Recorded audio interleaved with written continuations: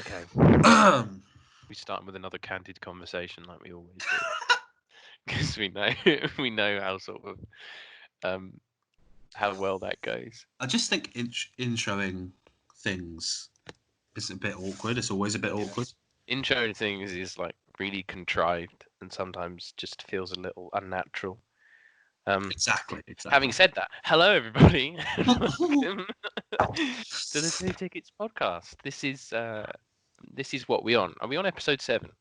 Episode 7, yeah. Episode 7, and we're in a totally different landscape now. I mean, This is a different situation. Yeah, this podcast is sort of story to, really getting the best possible concept of what's going on in the world.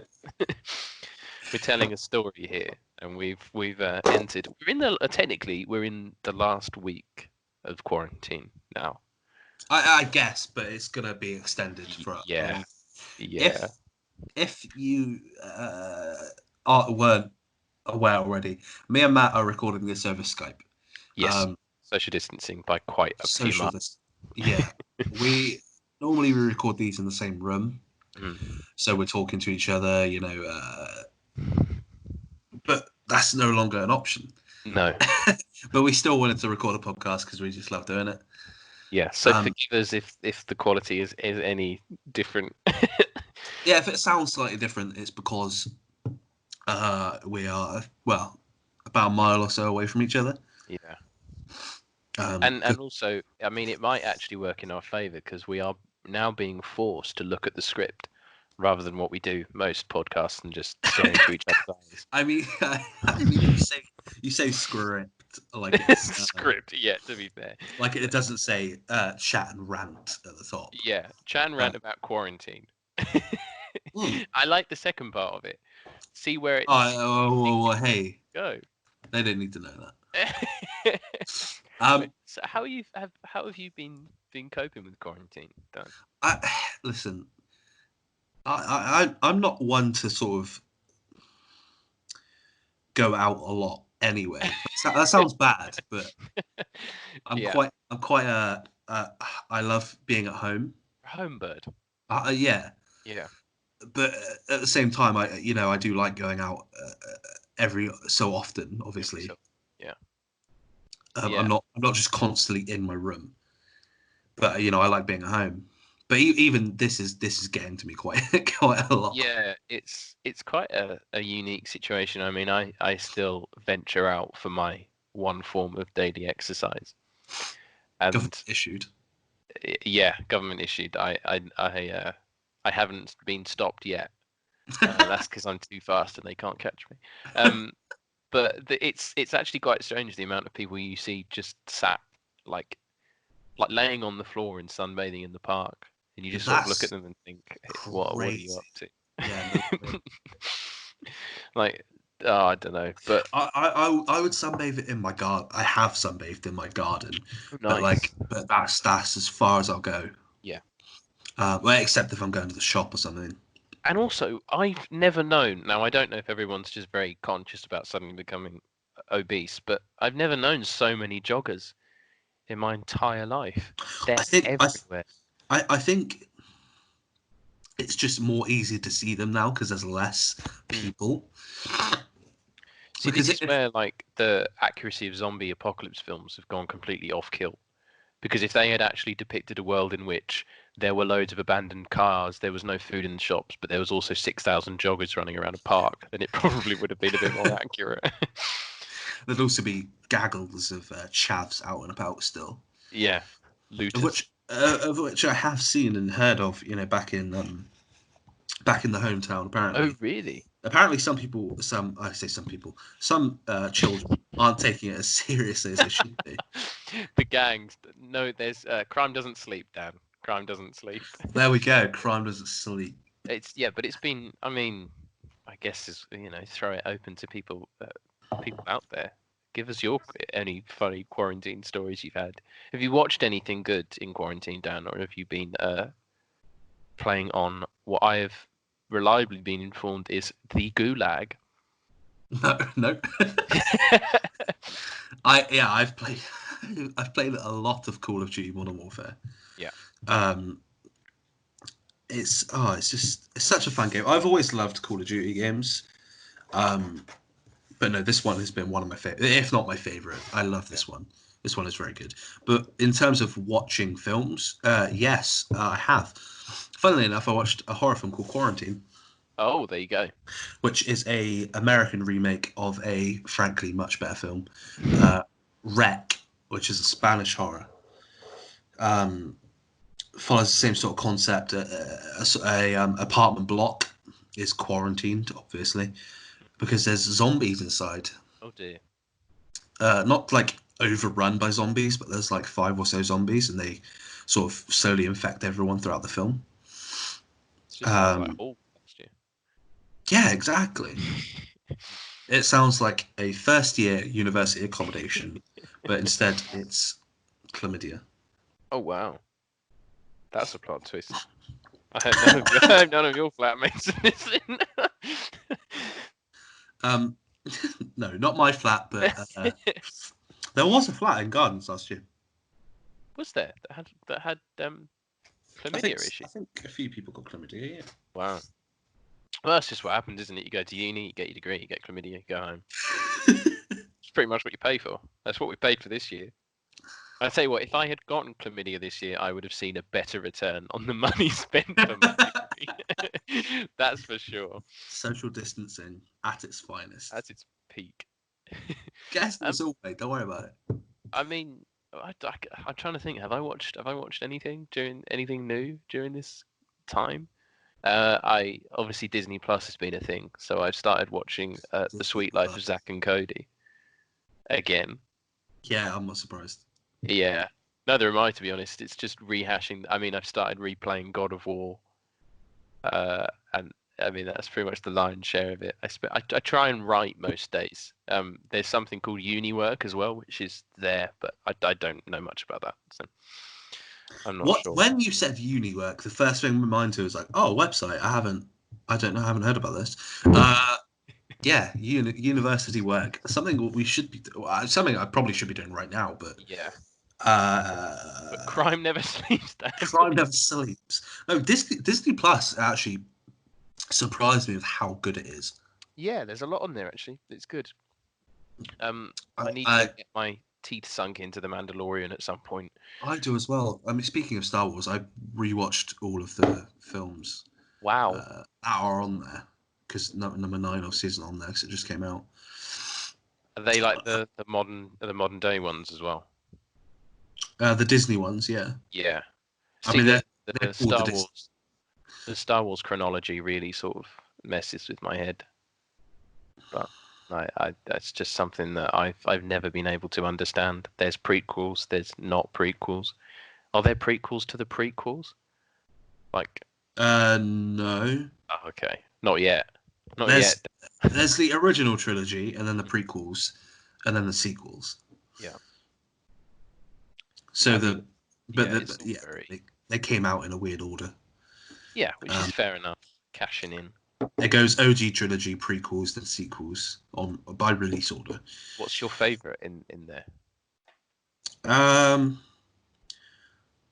Probably the original trilogy.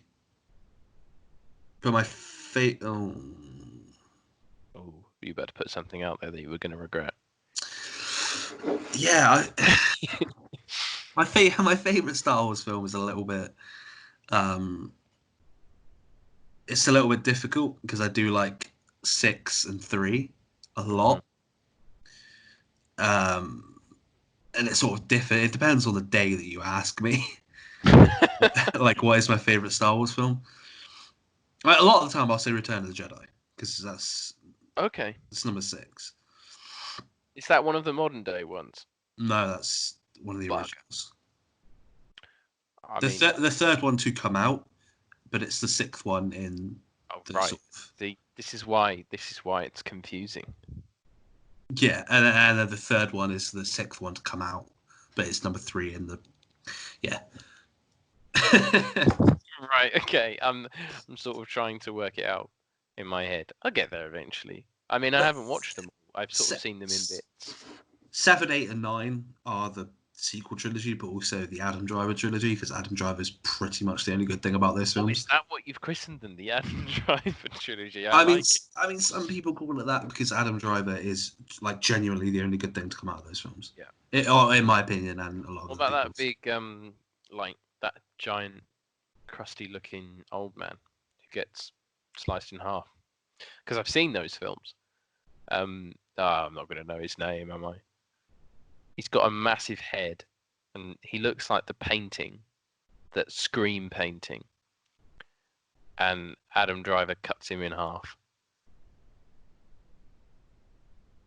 Oh, Snoke. Yes, that's it. Yeah, I was yeah. so That what? dead air was killing me there. I was like, oh god, what have I done?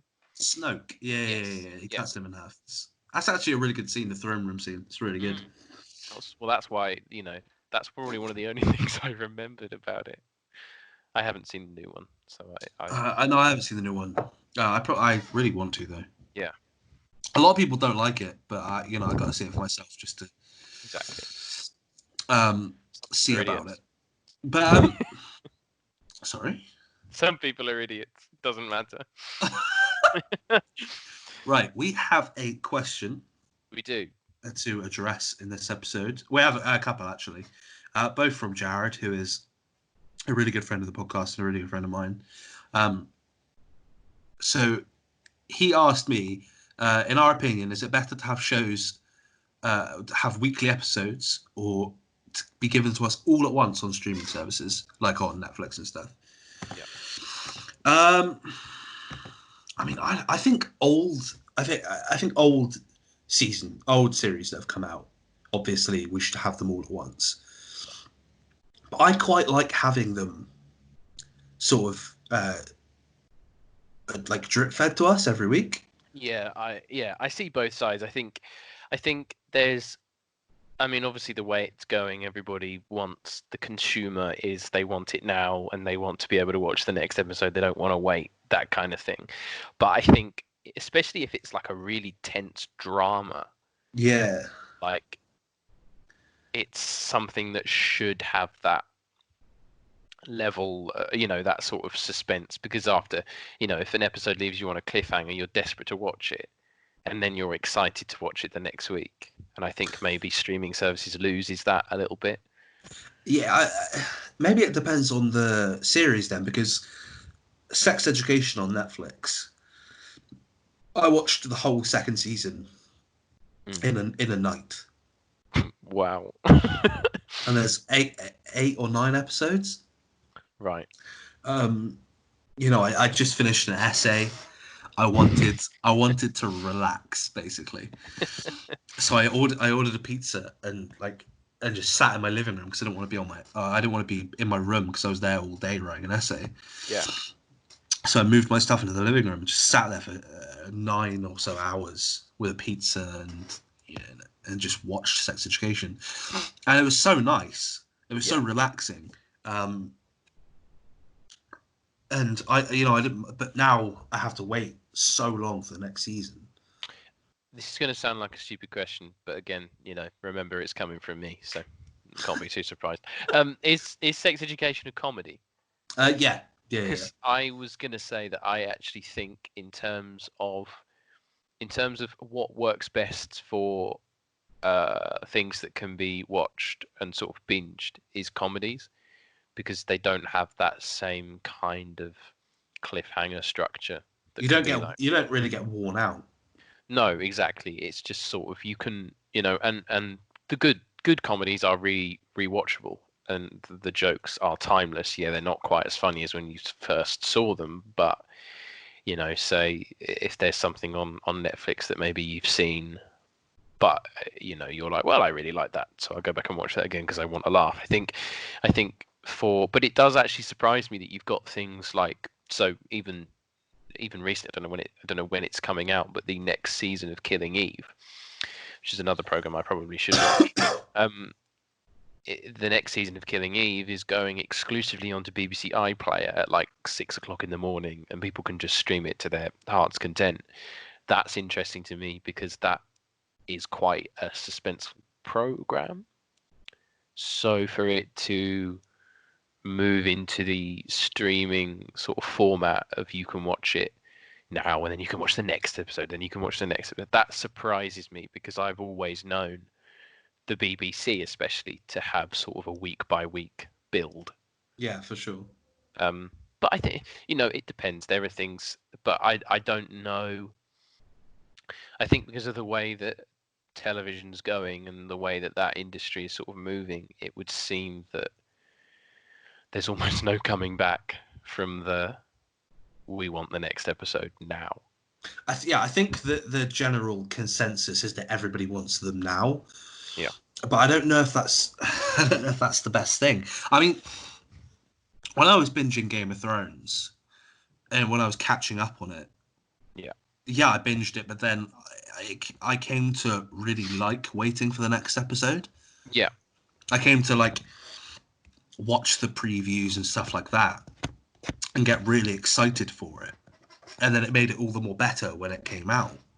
Yeah. But I don't know. I mean, nowadays it seems like everything is going to be given to us at once, and I don't know if I like it like that. I think it's almost become, when, say, I don't know, I'm trying to think of an example. We both did we both watch Merlin when it came out? Yeah.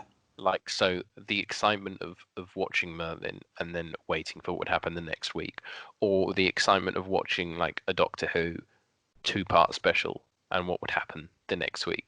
That's almost shifted now from you don't look forward to what is going to happen next week. You're looking forward to what's going to happen in a year when the next series comes out, rather than the next episode. It almost seems to have come, I don't know, full cycle. But do you think that's because there's so much content out there?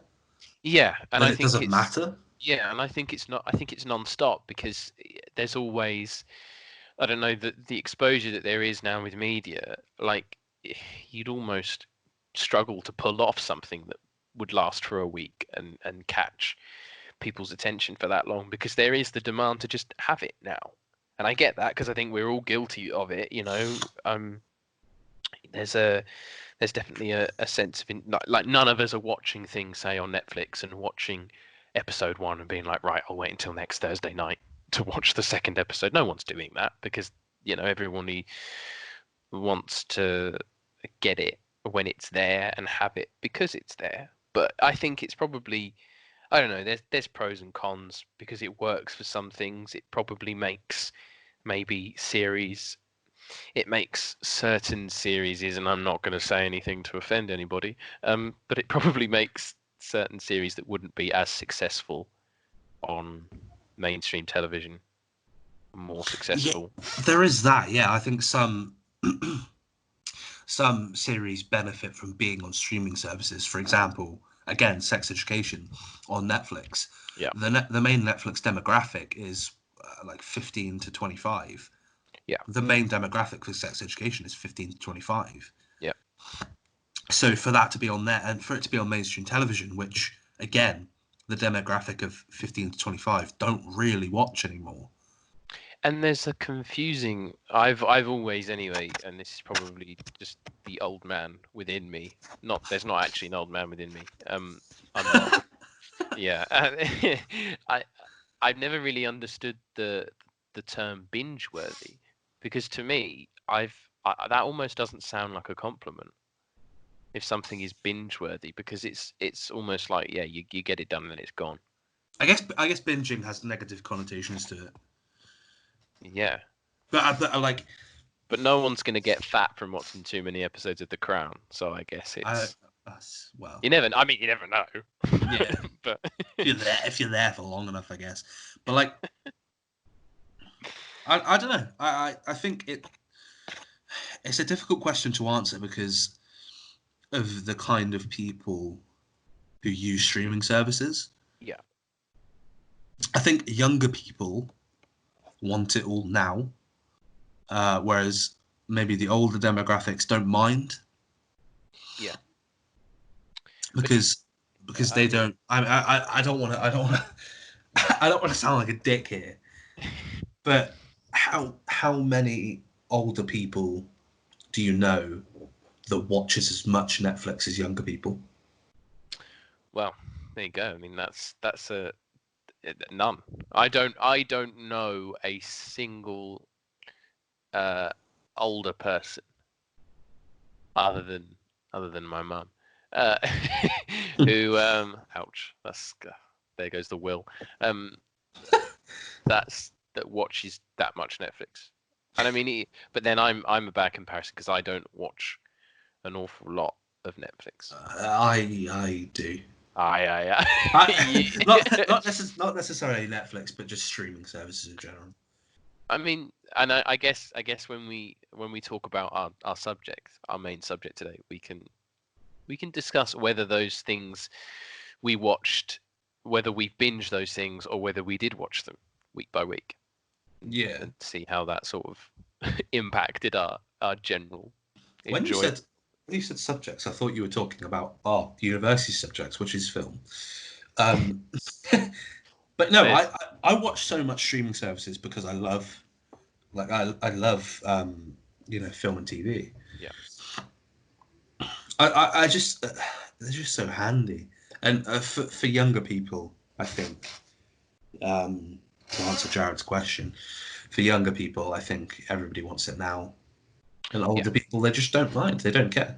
yeah. I think a lot of older people, I suppose, probably don't, maybe aren't, and then this is generalizing, which whatever. I'm generalizing, whatever. I Just don't do care. it, just do it. A lot of them don't have either the technology to have Netflix, like they don't have laptops, or they don't have certain things, or they maybe don't have a smart TV or whatever it might be. So the way that they get it is through like DVDs. So for instance, actually, so me and my partner really like watching The Crown.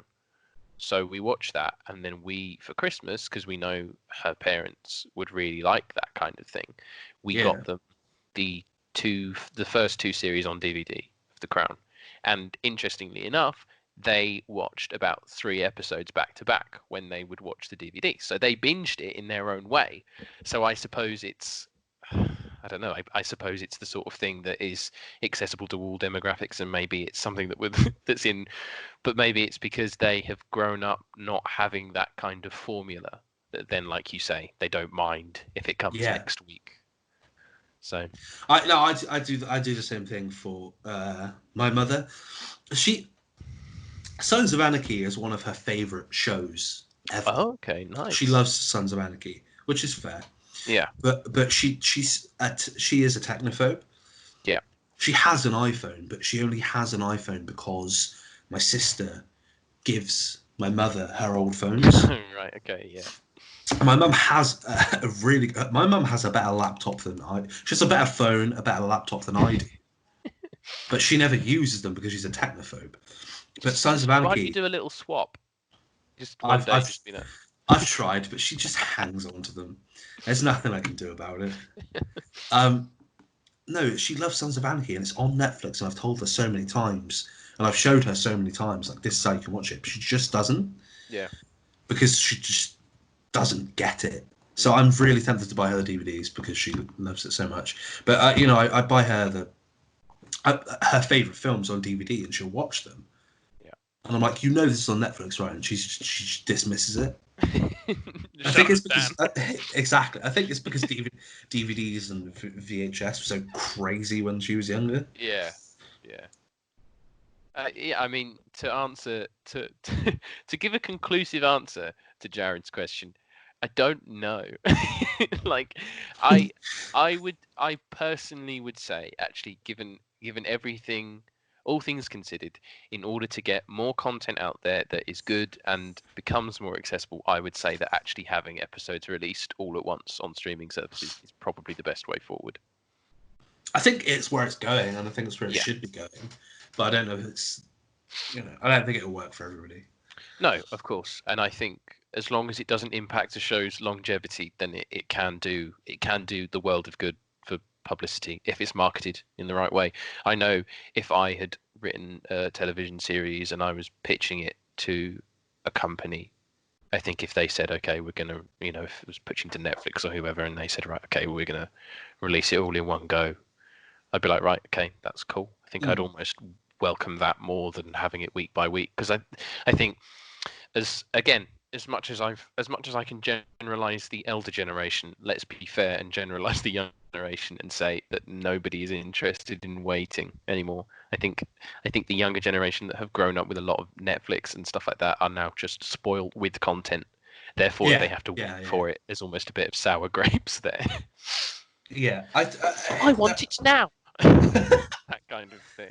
There are some shows though that I think would benefit from moving from a weekly format to a released now format. I think a show that I'm going to talk about later, The Walking Dead. I think that would have benefited great. I'd probably still watch it, to be honest, if I'd been given all the episodes now, because it got to a point where I was getting bored of it. Yeah, and when you're getting dad, bored, he said the same thing. Yeah. When you're getting bored of it, you don't get excited for the next episode. No, it's. But I feel like I would have persevered if I had the ability to watch it, because with most things it gets better. Yeah, I completely agree. The Walking Dead might be a bad example because, as I'll talk about again later, it got way worse as the seasons went on. Well, I mean that. I mean, Jared, I sincerely hope we somewhat answered your question. Yeah. I hopefully I'll talk about it with him some more. Yeah. But hopefully that answers. Do you know what Jared's opinion is? I don't. Well, I don't off the top of my head. I will go back and see what he said. I don't know if he answered. He just left you on red. Well, of course, we welcome anyone's contributions. If you want to tell us if you'd rather watch things weekly or all at once, let us know.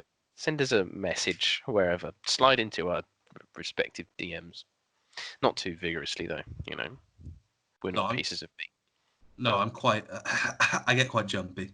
I'm a jumpy guy. You are. For someone who watches as much horror content as me, I'm incredibly jumpy. I don't like loud noises. I really don't. Do you know what? If we weren't doing a podcast, I would shout into this microphone. I really hope you don't. For someone who is, I guess, looks like I do, being incredibly jumpy is a bit weird. You're like a reverse stereotype. Especially now, because a friend of mine said to me once, when I was still in secondary school, and I was getting on the bus, she said that I look terrifying when I'm not paying attention to things around me. So, like, my natural face is quite terrifying. I mean, but then I don't think that's a compliment. I think that was. I don't mind, I guess. But now that I've shaved my head because quarantine, I guess it's a... To be fair, I mean, this is the thing. Like, even though people can't see us, you don't have enough hair, and I have way too much. Okay, I should probably rephrase. I didn't shave my head because quarantine. I shaved my head before. Yeah. Before this whole thing happened. I shaved my head because I wanted to. It's a life choice. It was a life choice. And actually, I feel a lot more free. I think it works. I think there's probably a lot more air is getting to your head as well. That is true. It's always, everyone needs that. I know I could use that right now. Anyway, before we lose... Just shave your head. I can't possibly do that. Mate, honestly. You've seen... I mean, if you've got a scary face, if I shaved mine, people would... I know people cross the street anyway because they want to stay 2 meters away. But they just start we'd be in December and people would just still be running away from me. Their children would be pulled out of the direction. It's like, don't go near him, kids. I guess the glasses and the beard sort of mask the fact that I have a 40-year-old man's hairline at 21. There's enough distractions. Yeah, 100%. Oh dear me. Well, let's move on to our main. The main crux of the podcast. Half an hour into the podcast. Yeah. It's good. Which the fans will love it, man. Fans love it. I can tell there's at least two people listening to this right now laughing their heads off. Um, Probably me and well, yeah, me and you. you. Um, Oh dear. right. So the Sorry. main thing Go. we want to talk about today is TV shows that took a significant dip in quality between seasons. So shows that you might not have seen all of them because you dropped off. I know. Actually, all three of the ones that I have today, I haven't seen the later seasons because I just don't care anymore. And whether that be the characters or whether the overall story just wasn't enough to keep you there. Yeah. Um. So what's you gonna go first, Matt? What's your first one? I am going to and this one hurts because we're speaking about things that you have to wait for. When a young, however old I was, I can't remember how many years ago the latest season came out, but between the 3, maybe? yeah, between the third and fourth season of Sherlock, which was probably a 2 to 3 year wait, Yeah. I was incredibly excited for it to come back. I loved season one. Season two was great.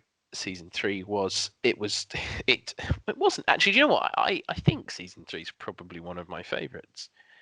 Um, I like season it's 3 more than I like season 2, I think. yeah, and then we get to season four, and I'm sure I mentioned it before, but I mean, talk about the biggest car crash of a. It was a victim of its own success. Unfortunately, 100%. Yeah. as good as the writers were and still are, they dropped the ball because they wanted to pander to a community of people who were probably the most hardcore of Sherlock fans, but in turn alienated everybody else who Yeah, watched the 100%. program. I think that's a shame because look, the combination of Benedict Cumberbatch and Martin Freeman was fantastic, and it was great casting, and everybody else who was in that was fantastic. They got it Mm. all right on a casting front. They did everything right from start to finish. But the story lost its. They just tried to be too clever, and when they got too clever, they ran out of space to explain why things happened, and suddenly you had massive story gaps and a whole lot of just I don't know, really sort of rushed and clunky feeling stuff. And season four is still really nicely shot, and it's still really nicely done. But I don't. The issue is, I don't think there's a memorable episode. I just don't think any of it's memorable. I forget that there's a fourth season. yeah, well, I try. I try to. Because There's I can't remember anything about season 4 other than it was shit. yeah, the only thing I remember about season four is the fact that there is a half decent episode with Toby Jones in it. Um, but because it is sandwiched between two bafflingly poor episodes, it's forgotten. Yeah, Uh, I don't know. They try to go. I get that whenever you do a television series, or at least what they tell you, when if you write a long running episodic series, is to build it, and it should build to something, and that final season should be the biggest, the best, the most dramatic, all this kind of stuff. But Sherlock took it to a level where they basically turned Sherlock into like some sort of I don't know. He was in like the Crystal Maze, pretending to be James Bond, and it was just I don't know. It was just the biggest car crash yeah.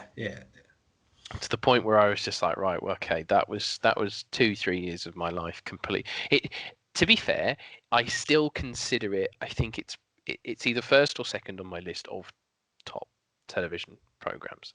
It remains there, but had they had they either pulled off season four or not had season four entirely, it would have been top without any blemishes.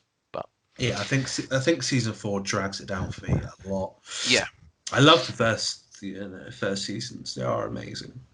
yeah, and it's clever and it was fresh and it was new and it did all the right things, and it just really sort of I don't know buckled As and far as Sherlock media goes, it's pretty much perfect.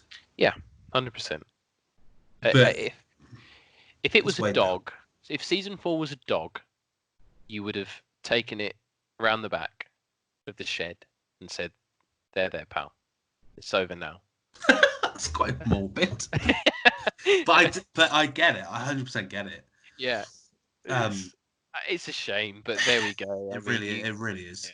you, it's it was a victim of its own success, and it definitely pandered to people too much, and Yeah, that's where it lost its charm. And you know, that's it one thing that did go was the charm. it takes you when something's so blatantly obvious, it really takes you out of the story because it no longer becomes Sherlock's a really interesting, cool television program that challenges conventions and whatever. It just becomes, oh right, okay, so Sherlock's just pandering to the 15-year-old girls that watch it Yeah, and 100%. write fan fictions and that kind of thing. I'll careful what I say because they will come for me. They will Yeah, somehow. They will know. somehow, some way, they'll know what you said. Although hopefully they're You all. should be lucky that Tumblr's not still about. Wow. I mean, that's again, that was that was at the height of the Sherlock era. I felt like I reckon if you typed in what is it they used to call it, the Sherlock and John Watson relationship.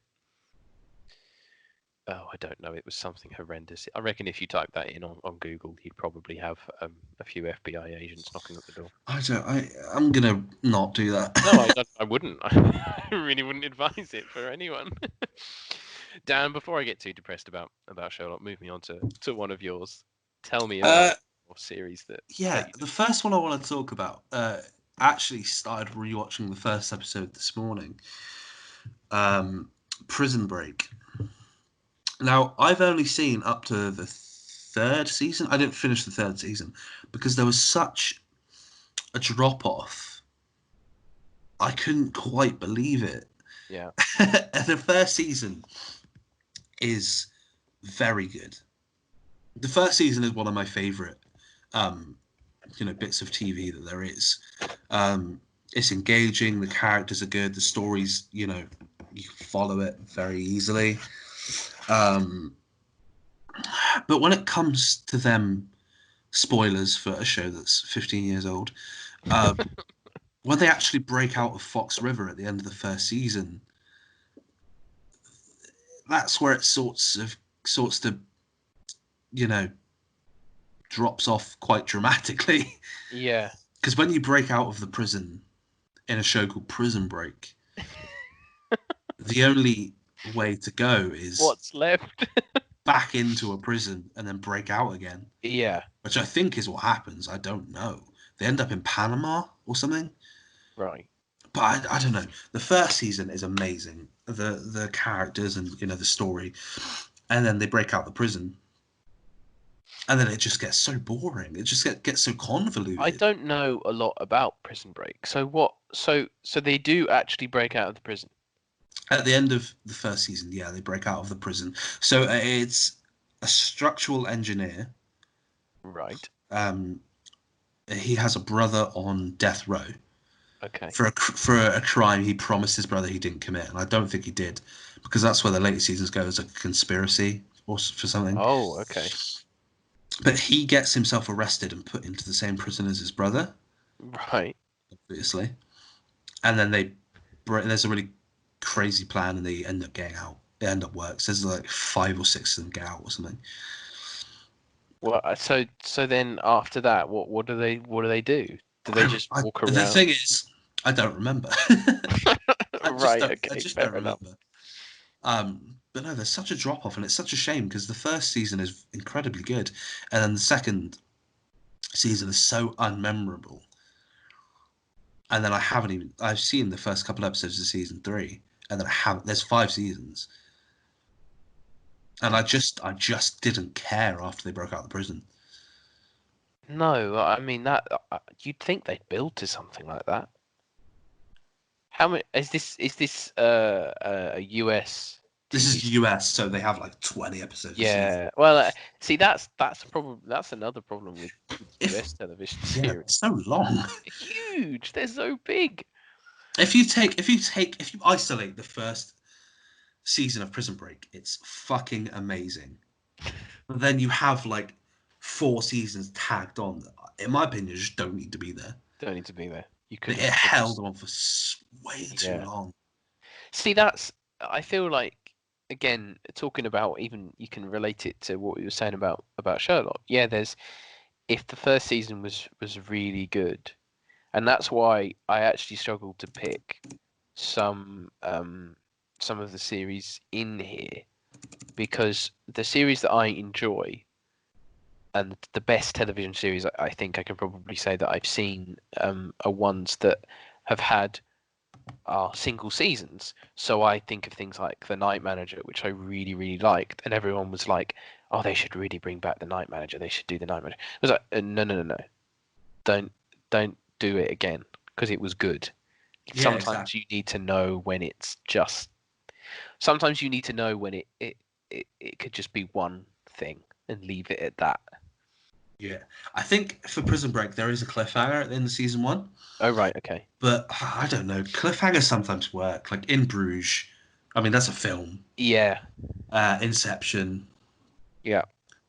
There are theories, but they're so good to be left on cliffhangers. And that's the thing as well. I actually think there's, you look at Inception and you look at In Bruges, and that you could probably browse on YouTube a million and one different theories that people have had People will about. never stop talking about it. Yeah, exactly. You are then allowing your audience to create something out of your piece of media, which is far better than coming back and doing a shitty sequel or a shitty second Yeah. series and then killing people's enthusiasm for it entirely. I mean, at the end of In Bruges, I think Ray survives, but yeah. I hope so. I think so, because he turns a real corner. He comes full circle.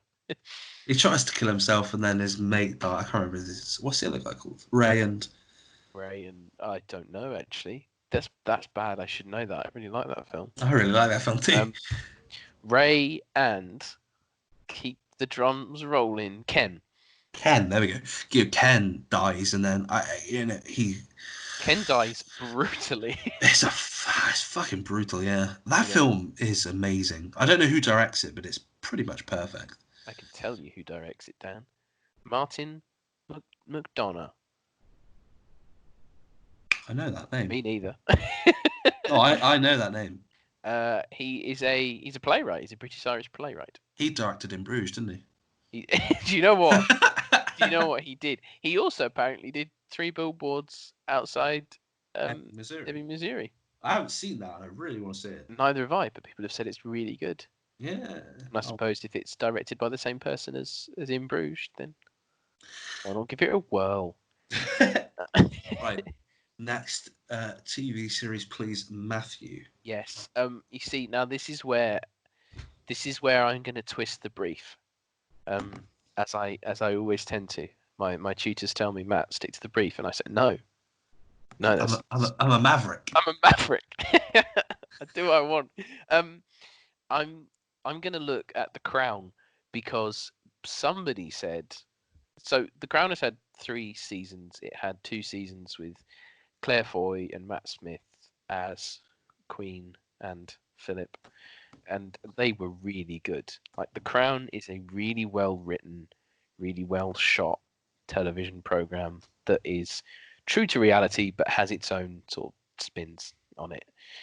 Now it had a break, and the idea is they come back with older actors to show the time. So Oh. Olivia Coleman's come in, Tobias Menzies has come in. I've forgotten that crazy woman.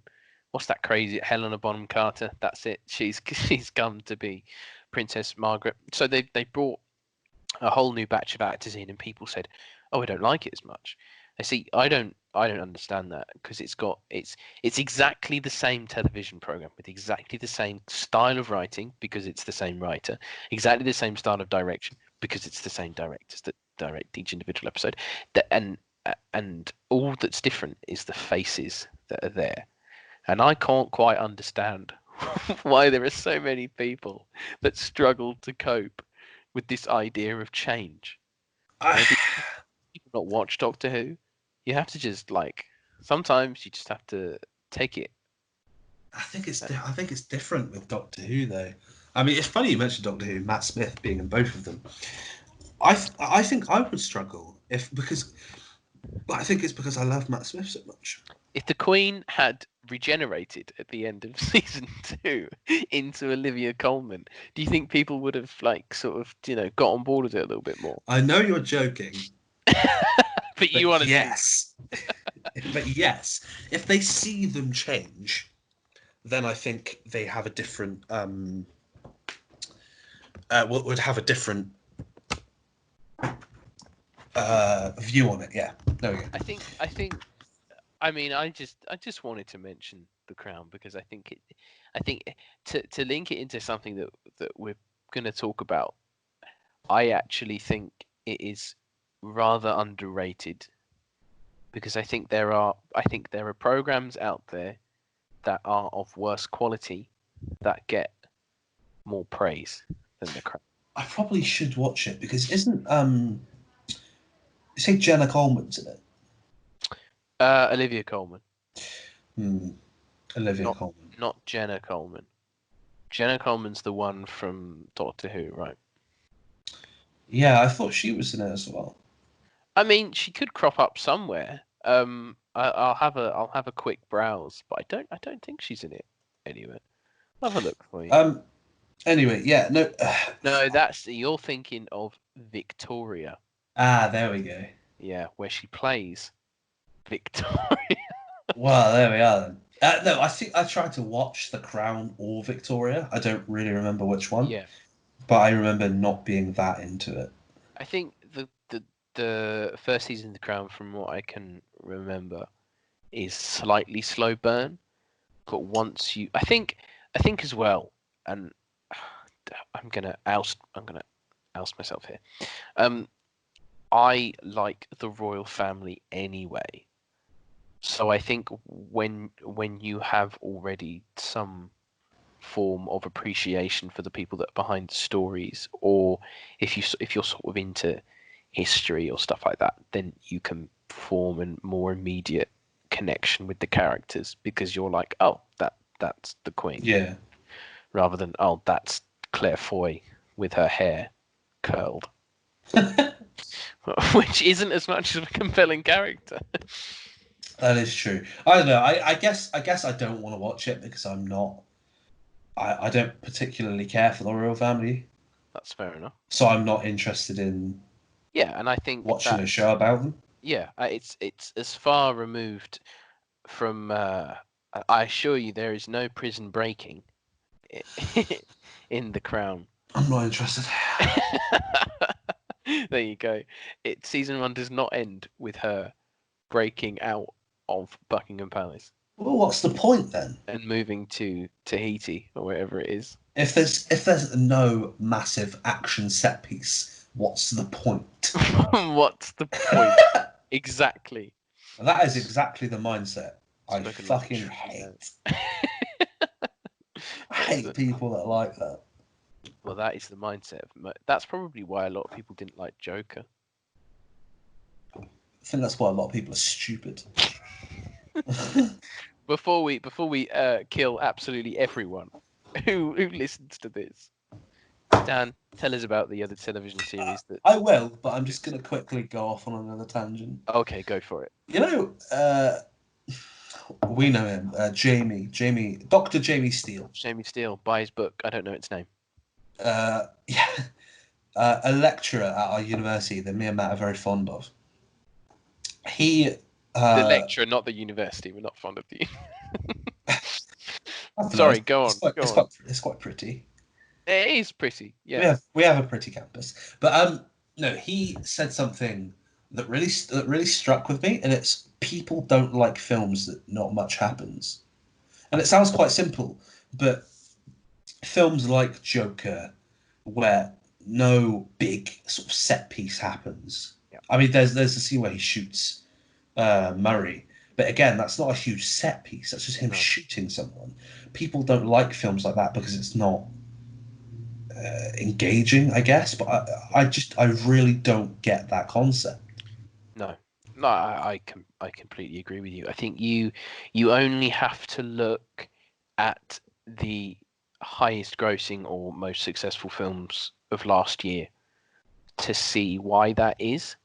Is Because is Endgame the perfect film? No fucking way. no, But no, it's not are at the all. characters and overall story incredibly compelling? Yeah. Yes.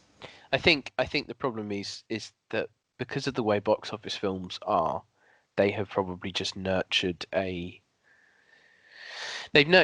theme within people to just sort of think, yeah, I just want to see someone blow up at the end.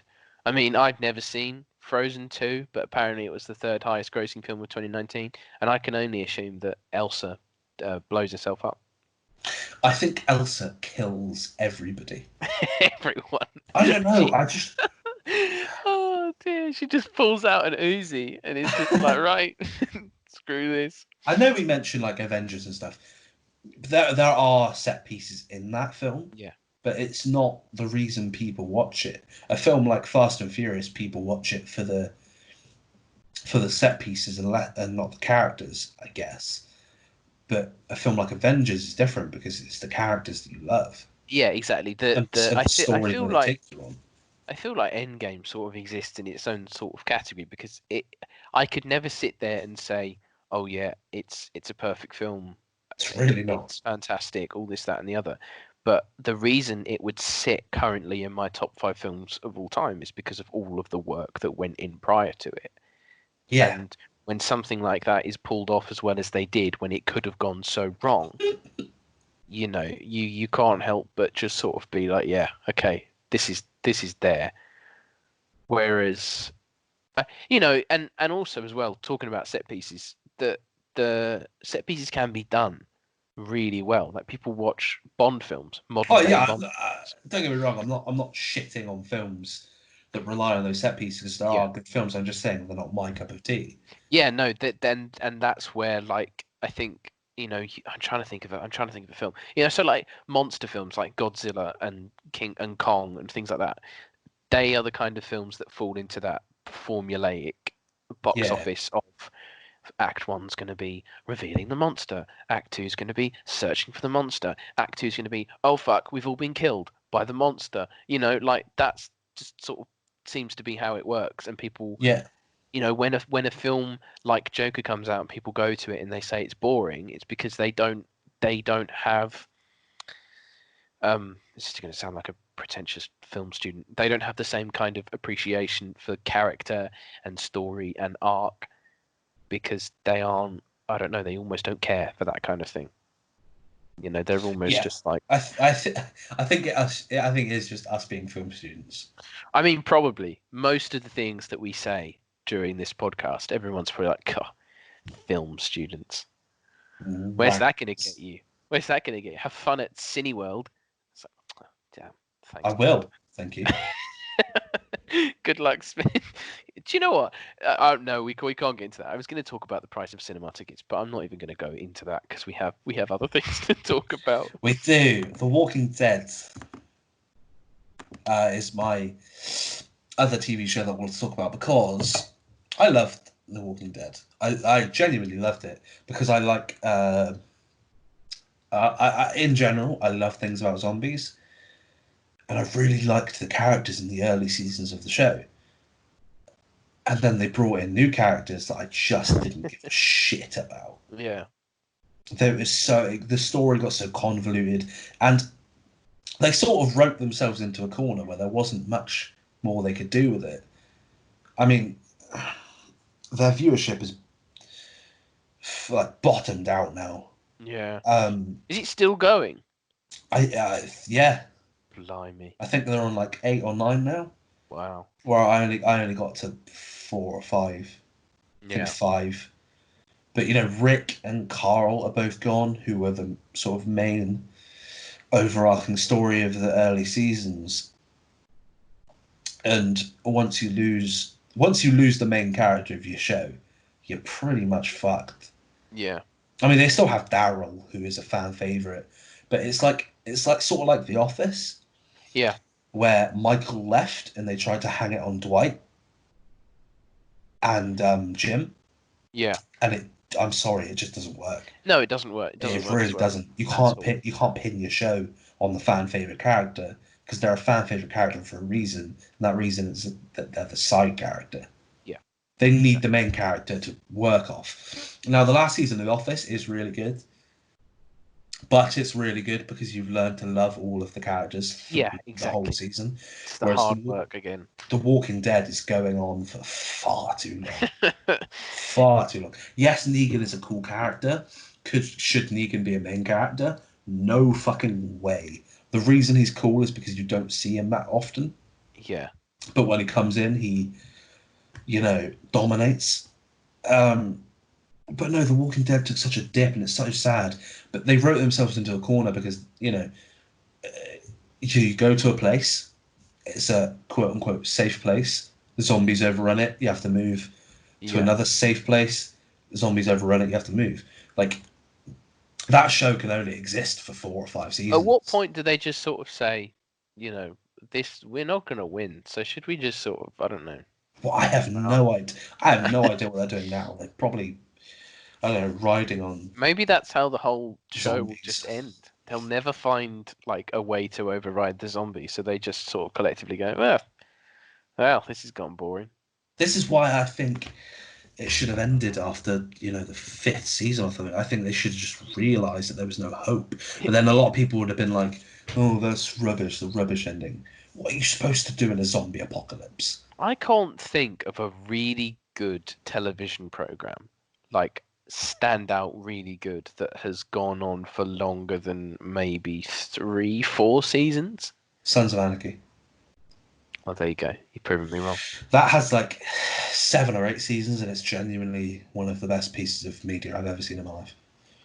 I think there sometimes, especially with something like The Walking Dead, if it's the same sort of formula with every single season, Mm, there is definitely a use by date or a get rid of date 100%.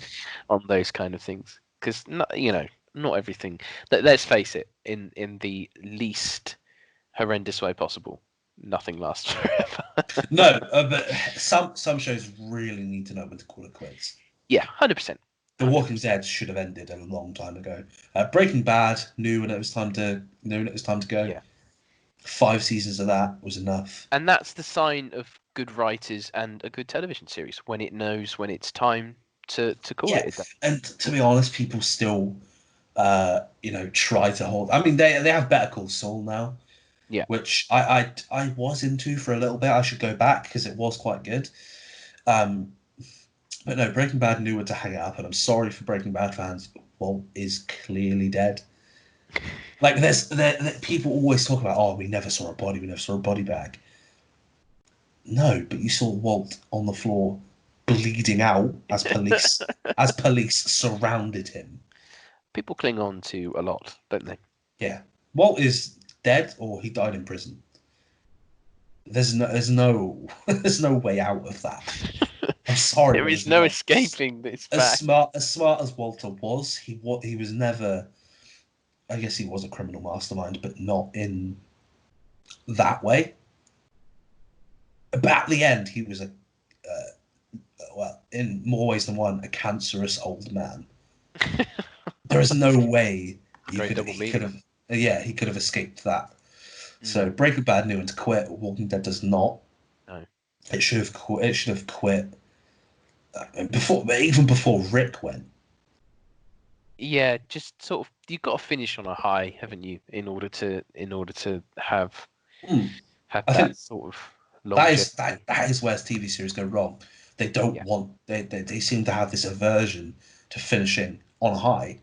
Yeah. Game of Thrones being an incredible example of that. I actually have the numbers for the last episodes of every season of Game of Thrones, the Ooh, okay. ratings. This sounds great. I like There's, this. You're bringing some stats. so there's 8 seasons of Game of Thrones, yeah. Yep. The last two being shorter by a few episodes. The last episode of season one Yep. has a 9.5 rating. Right. Okay. Number two has 9.4. Number three Oh has a dear. 9.1. Oh no. Wait. Number four has 9.7. Oh, back up. Number five has 9.1. Number six has 9.9. Nice. Wow. You see, there's dips, but it's still good. Yeah, that Seven anything in the 9 is superb. seven has a 9.5. Nice. 8 Oh dear. has a 4.1. Oh, So oh, that is tough to take. Game of Thrones lasted a few seasons longer than it should have. Just a few. Quite clearly. That maybe that last season just shouldn't have happened. Well, I mean, I haven't I didn't seen it, so I can't fully comment. I didn't hate it as much as a lot of people, but at the same time, I realised that it was nowhere near as good as it could have, should have, and would have been. Did people hate it because it was bad, or did people hate it because what they wanted to happen didn't happen? A bit of both. It was just quite Yeah. bad. It was incredibly rushed. They said they didn't have the content because obviously George R.R. Martin. They already went way ahead of him in writing the books. But no, it's interesting because what happened was good, but it was really rushed. Yeah. Like, I don't understand when they said they didn't have the content. They had an abundance of content. Yeah. But they just shunted it to the side for no reason. Yeah. But they built up this whole thing and it just ended so quickly. They built it up so much that the last couple of seasons could have easily been 10 episodes each and there still would have been questions. Yeah. I don't know. They bungled that ending so much. As TV shows often do, that, just that sort of general dropping of the ball.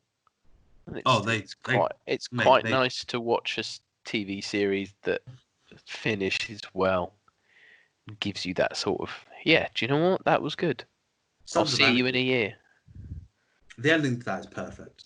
Yeah. I couldn't fault it at all. Rumour has it, Dan, that we have another question from Jared. We do. Jared asked me, who are our unsung heroes of acting? So actors that we think either don't get the recognition they deserve, or they just haven't done enough yet to get that recognition from a mainstream audience. So you have a couple written down. Do you want to?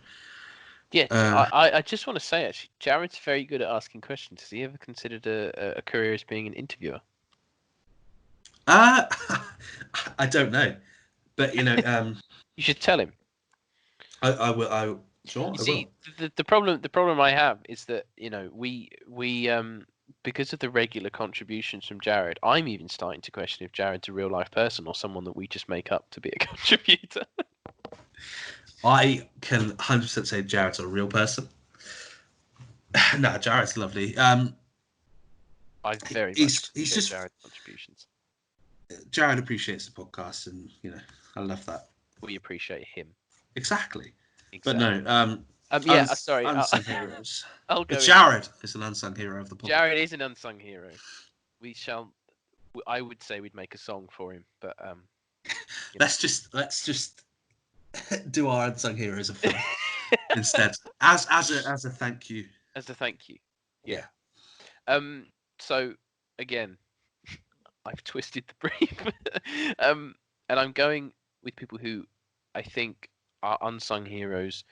Yes, currently, but will probably have quite good careers ahead of them. I've gone with two younger sort of actors. One of them is James Norton, who is a British actor. He's been in a lot of British television series like Grantchester and McMafia and Happy Valley and that kind of thing.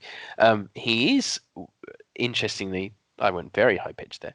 He is one of the favourites to be the next James Bond, which would be interesting because that sort of shoots somebody into the spotlight. And I just think he's a really good actor. I think he's, for someone, sometimes you get the traditional pretty boy, and he's not exactly the best actor in the world, but James Norton can carry a television series certainly. He's good at playing both a good and a bad guy, so he's got that range to him as well. And he has a real big future ahead of him. I can see him, either going into Bond or going and doing like a superhero film or something like that. And he could really just sort of. I'm going to say something to you now, Dan, that might bring joy to your world. Okay. Imagine James Norton as a MCU version of Captain Britain. Oh. I don't know if Marvel will go for a Captain Britain, but No, I don't know either. But from what I've seen of James Norton, he wouldn't be a bad shout. Yeah. um, I just think he's the kind of guy with the world at his feet if he picks the right sort of yeah, roles, because he's slowly creeping his way up, and I think yeah. more people are starting to notice him. But yeah, no, James Norton, good on him. Let's hope let's hope I've seen into the future, which I definitely Now, have. my first one is slightly different, as in that he's older, in his 30s, but he's just rising to prominence now, Yeah, he's finally starting to get that recognition, isn't he? and that is Adam Douglas Drive. Do you know what, Dan? I know you're going to talk about him in a minute, but it used to be like Tom Hardy, but now I think Adam Driver may have just started to creep into your mind a little bit more. Adam Driver and Tom Hardy are without a doubt my favorite actors. Yeah. And Adam Driver, he is the most compelling person in a film, always. Now, there's such a weird, I say weird, but there's such a charisma to him that he acts so well. Yeah. And he has so much range. Like Kylo Ren is obviously the main villain of the new Star Wars films, and the only good thing about those films, because he's such a compelling villain, in the conflict to him is the main crux of that story, is that he used to be Ben Solo, Han Solo's son, but he's gone to the dark side, influenced by his grandfather Darth Vader, and all that business. But if you watch a film like Marriage Story, then you see that he is just downright amazing at acting. Yeah. He's Marriage Story is one of those films that sort of it is a rewatchable film, but it will never have the same sort of impact as when you see it for the first time. And both Adam Driver and Scarlett Johansson in that are amazing. An actor who is often said to be not the best is Scarlett Johansson, but what she does in that film is amazing. Yeah, yeah. I don't think you can say she's a bad actor if you watch Marriage Story. No, I don't think 100%. you can say it about either of them. It's just a tour de force, that film. Yeah, and sorry, go on. Adam Driver, just every film that I've seen him in, whether he's the main character or not, he is amazing. Yeah. And he comes from a theatre and he's funny as well. He is. He's that sort of. He's got a nice sort of charm about him as well. Yeah, he's a very charming. Yeah. But he, like Tom Hardy, is an incredible actor who just detests the spotlight. Yeah. There's a compilation of Adam Driver getting out of interviews. So like he'll try and give the mic to somebody else because he just doesn't want to speak. Yeah. And I don't know, there's something about that I really like, because obviously I love film and stuff, and I've done the acting thing. Yeah. But if you know me, I'm like I'm not incredibly shy. Yeah. But I'm quite like socially awkward, I guess. I would say you've sort of got that. You've got the You're very. I'm trying to think of the right. Let's be as complimentary as possible. You're very sort of social. You're a very sociable person, but I know what you mean. there are certain days when the last thing you want to do is talk to anyone. I mean, often the last thing I want to do is talk to people, Yeah, but I can, yeah. I think we're and both a bit like that's that. yeah, that's what I love about Adam Driver and Tom Hardy is Yeah, that they just don't like talking to people that much, yeah, but they love acting, and when they do it so well. And Adam Driver, there's a film called Logan Lucky where he's not the main character; he's sort of the second main character, yeah, and he's just so good in it. yeah, It's just such a range. There's such a range to him, and he does all of it so well. And I think people are obviously, he's quite a good-looking man in his own way. yeah, So Star Wars fans of the opposite gender to me and you, unless you swing that way, of course that's okay. yeah. I mean, Um, but yeah, him and Tom Hardy are both like that in that sense. yeah, They have a certain following, but they don't have the following of like sort of the Academy and people like that. yeah. But They're I think Adam Driver is getting there because he was quite clearly the only person who could have won the award over Joaquin Phoenix. yeah, and A deserved award, but yeah, and you saw even when Joaquin went up and accepted the the Oscar or all the other awards that he won during mm, that time. He always went up and he said, I mean, he complimented absolutely everybody because he's just a wonderful man. But then he'd specifically say, Adam Driver, your performance in Marriage Story was amazing. don't you think it's a little bit weird that the best actors don't really like public speaking? Yeah, I think. Do you know what? I think it's because it's big.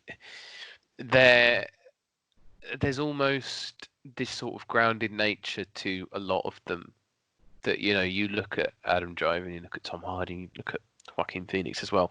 Maybe not so. Who else was nominated? It was it who was nominated? Was it Leo? Was Leo nominated? I have no idea off the top of my head. I think Taron Egerton was nominated for he was either nominated for the Oscar or for a number of other things.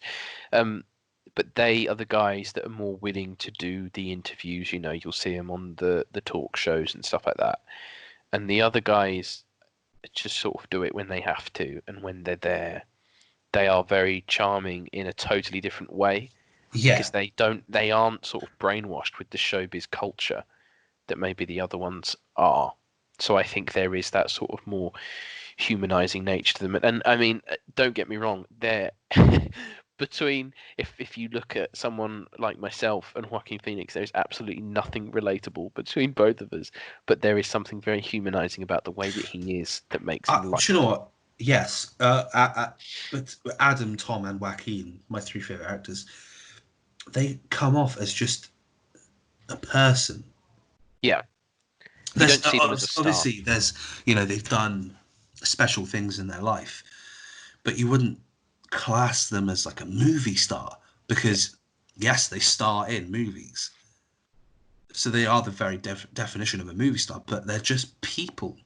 yeah, They don't put themselves on that pedestal, which I think makes me love them even more. Is because they yeah, don't see them as above people, yeah. whereas I think some actors do that.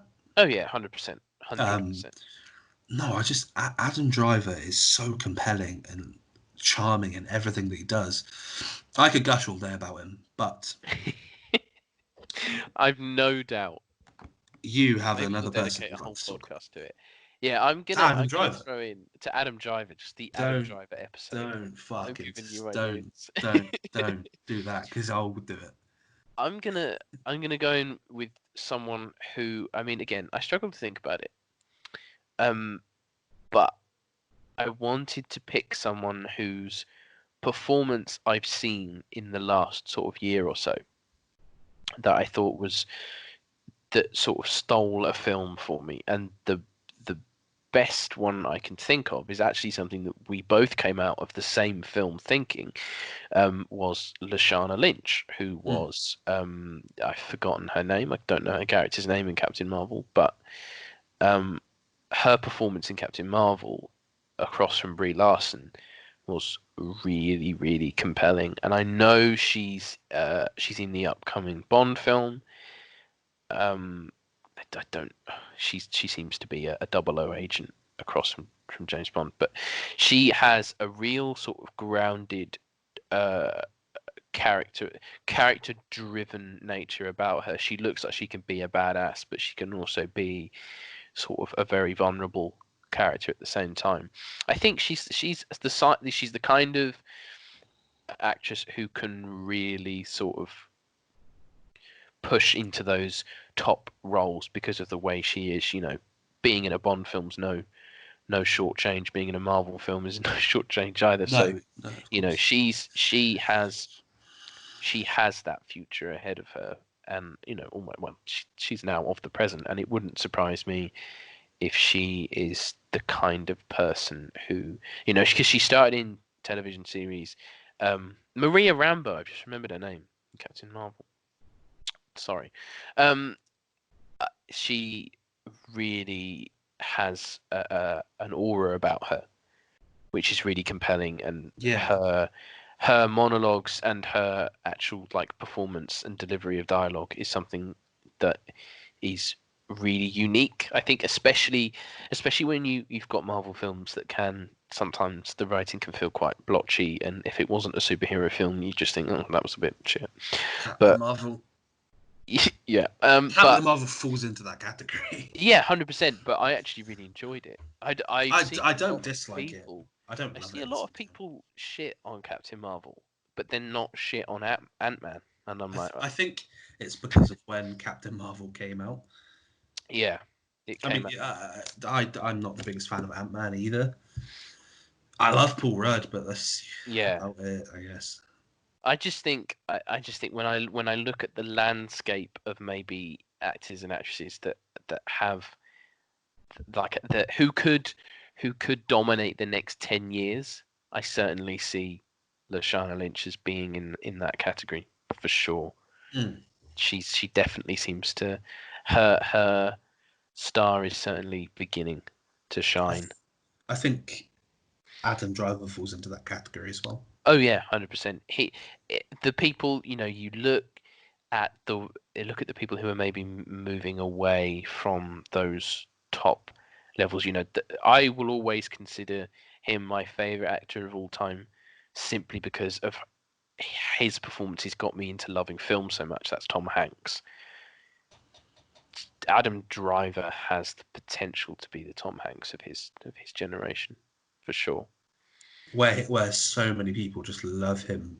Yeah, But I don't know because I feel like Tom Hanks does more of the movie star kind of thing than Adam Driver does. yeah, but I think in terms of in terms of being held in the same sort of ilk. Regard Yeah, 100%. as just a really good actor. Yeah. Um, just quickly, get well soon to Tom Hanks and his family. By the way, Yes, I haven't uh, heard much about that. I I mean, haven't. it's Well, self isolating, of course, because of the yeah, COVID-19. One of the earliest and most famous people to get it, him and his wife. So get well soon, because it would be a tragedy to lose another person. yeah. Yeah, that's been the whole sort of the whole theme of these last few weeks. Just you know, and I know again we're drifting back onto the topic of everyone's favorite virus. Um, but it's such I don't know the rate in which the death toll rises every day Yeah, across the world. it will get worse before it gets better. Yeah, Absolutely. It's just that everybody should heed the government's advice and try and stay as safe as possible yeah, to exactly. try and contain it. It's really weird times that we're that we're currently in, Yeah, which is sort of why we're making this podcast, because we want some, like, even if it's just a few people, we just want them to have something to distract them for a little bit, I guess. yeah, and that's it. I mean, I wrote in my column this week that people need to at the end of the day with everything that is going on, and it can be applied to a broader situation, it can be applied to a personal situation, there are always better times coming. And this Yeah. this period has been, I'm sure, I know that from a personal level it's been difficult, but I know I won't have struggled as much as many other people would have. People would have struggled with mental health and whatever it may have been. And I think it's important to remember in times like this that I think the one thing that is keeping me going throughout all of this is the fact that it's going to feel so damn good when you can just go back out into the world again, Yeah. and Uh, uh, almost the party atmosphere. yeah. As someone who, I don't really think I've talked about it on the podcast before, but someone who has mental health issues, it's a difficult time because I said earlier, I like being at home, I like my privacy, but at the same time, it's very important to socialize, be around people. Yeah, I know that helps me a lot. And the self-isolating thing, yeah, but you should still talk to people and be as social as you can yeah, because it's very important. Um, there are some people who can't do that, and those are the people that you have to reach out to. yeah, In the ways that have been provided to us. You have Skype, you have FaceTime, all this, and luckily nowadays a lot of people have access to that. yeah. I just think it's really important And I in hope the as times that well. we live in to be. Yeah, I hope that this period as well, because before we entered this period of uncertainty, there was a lot of division just in Yeah, the world in general, and I hope that this teaches us to be a little bit more unified in our approaches. I know people will always be split with politics and with whatever it might be, but I think this period of time across the world, it has shown just how productive we can be when we actually all pull in the same direction. And maybe let's just yeah, hope that that's a lesson to people, because regardless of, regardless of what you think of, the current UK government or whatever it is, people still send their best wishes to Boris Johnson, that kind of stuff. So at the end of the day, but politics are not. He's still a man with a family. yeah, exactly, 100%. And that's the most revealing thing of this whole situation, is that everyone is fighting the same thing. And even when the Queen came out and did her address to the country, she said, Mm. look, this is like the war, but we're not fighting countries. We are finally all united against one thing. Yeah, And yeah, I think it's worth mentioning as well, all of the fantastic people that are still working out there, and either on the NHS front line or key workers or whoever it may be. yeah, Everyone's doing an incredible 100%. job throughout this entire thing. I got a bit serious, didn't it?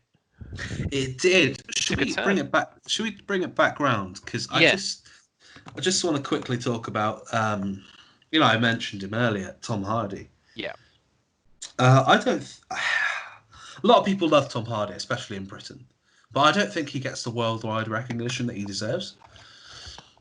For an actor who has been in and basically owned so many incredible films, I still think he's not often mentioned in the best actors of this generation, and he absolutely should be. what do you think that is? Because when I looked at the document for this and I saw that he was down there, I did just think to myself, yeah, do you know what? You're right. Like, He doesn't get the worldwide recognition. He frankly, I think Venom helps him, and I think the casting of him as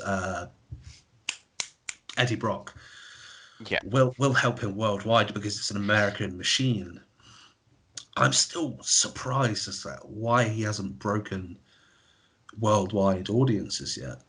yeah, it's Not just America either, because I get that there's the quote unquote breaking America thing for actors, which I think is fucking stupid. Yeah. because it's breaking worldwide Yeah. cinema. I don't know. I just don't think Tom Hardy gets that because he's been in for what 10 years now, 12 years. So many good films. Yeah. The films like Inception, where he was in, which he was very good in. I don't know. I just don't think people talk about him enough. No, I completely agree. And even looking at his, I think it's. Do you know what it probably is? And this is probably both to his testament and to his detriment, is that he is never really the same character in any of his films. He is never sort of a universally recognizable face because I remember when I watched The Dark Knight Rises, I went through the whole thing and didn't realize that Bane was Tom Hardy. Wow, really? Well, yeah, the first time I watched it, and then I was like, oh shit, that was Tom Hardy. That was really good. The first And time I watched it, I was like, "That's Tom Hardy. I'm yeah, going to pay close attention." The acting that man does with just his eyes yeah, is amazing in that and in Dunkirk, which I haven't seen the full film of yet. he's brilliant in Dunkirk, I must say. Exactly, he's brilliant, and he has his face covered Yeah, in that and as Bane. I don't. That man acts with his eyes better than most people act with their entire bodies. yeah. I think it probably, we went and saw Venom together, so it will always have a it will always have a special Yeah, place in my heart. But it was it probably wasn't the wisest career move.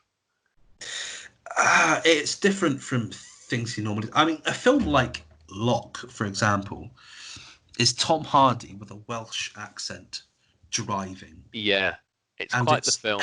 and it's such a good film. Yeah, And it's just Tom Hardy in a car driving for an hour and a half, yeah, hour and 50, whatever it is. But it's such a good film because of how good his acting is. yeah. It's How compelling is that film? yeah, it's an incredible showing of like it's an Acting. incredible yeah, exactly. It's a showcase of acting. There are other people's voices in the film, I believe, but you never see another No, person. you never see it. It's just Tom Hardy, and that is quite the feat. There's not many people that could pull that off to the same degree that he No did. way. Um, but yeah, I completely agree, and maybe there is a special. At the end of the day, he has shown himself to be one of the most uh, diverse Mm. um, actors in the world. I think Unfortunately, though, as I think Joaquin and Adam Driver um, will get that recognition. I think Tom Hardy will go down as one of the most underrated actors. probably. Yeah, I I don't think think that's he'll reach the pinnacle like we think these other people will. I yeah. think Tom Hardy will forever fly under the radar. I think that's quite sad, but at the same time, I think that's kind of what he wants. You don't hear a lot from him, do you? No, he's a private person, Yeah, notoriously private. yeah. Um, but I don't. I think he'll forever be underrated. He'll always be remembered as Venom, though. Exactly. Exactly. Who wouldn't want Trying. that legacy? I feel like you're trying to bait me into doing it, but I'm not going to do it. I've moved past it. I've moved on. You've moved on. Your Venom Tourette's is It's not. It's frankly not going to happen. it's It, gonna wa- happen it when I least expect it. It's actually not. It's not you're showing your resolve. Well, Dan, I've no idea how long this has been, but I think we have now reached the end of our The natural end of this conversation. yeah. We've covered all topics, all sorts of things. Yeah. Um, again, Got a little bit serious at the end, cheered it up a little bit, but that's yeah, okay because it's an interesting time, and I think it's important that we mention it. yeah, and feel free. I mean, we're bound to do another one of these again with all the time that we have on our hands. So if you do have any questions, feel free to send them in. Yeah, of course. Jared, keep bringing them in. We need the content, pal. The content. Um, but yeah, I think that's probably we've done it once more. So thank you Yeah, all for listening. We hope you enjoyed the episode. yeah. Uh, If you have made it this far, make sure well, you stay safe. yeah, First of all, I mean, If you thank you didn't for make getting it this this far. well, you could say anything here, but I'm not going to keep it in. Oh dear me. Yeah, no. If you have made it this far, thank you so much for listening, Yeah. and look forward to the next one, I guess. We'll see you soon. Thank you very much.